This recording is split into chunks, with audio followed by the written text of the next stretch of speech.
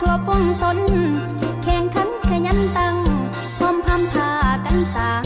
ผลงานงามตามหน้าที่มีผลสำเร็จล้อนเป็นของตอนให้แก่งานเฮ้ยอย่าเฮ้ยอย่าเฮ้ยอย่าเฮ้ยอย่าซอยซอยพี่น้องฟังซอยเพิ่นว่าหอมดอกไม้จำปาเป่งหอมนานคือเฮาสร้างขบวนการ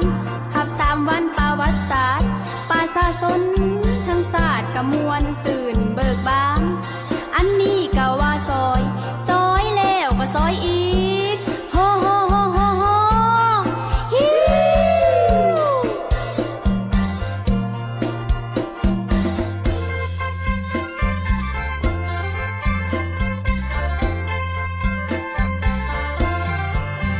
คุณฟังวันประวัติศาสตร์หนึ่งและนึกวันสร้างตั้งพักครบหอบ70 ปีเอิ้นว่าพักประชาชนปาฏิวัดลาวนี้ที่22 มีนานั้น1955เป็นเวลาพักเกิดก่อ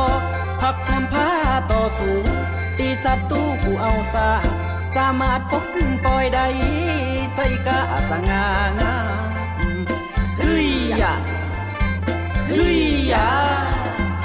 จากนั้นพักนำพาสืบต่อตั้งหนา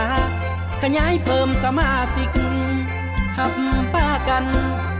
คุณภาพที่เข้มแข็งแห่งการทั้งปรับปรุงการจัดตั้งมหาชนได้ดีเด่นเป็นทางแห่งกอกหนาผ้าภาษาศาสตร์เสือเล่านี้พัฒนาอีดีได้ภาษาเฮ้ยอย่าเฮ้ยอย่า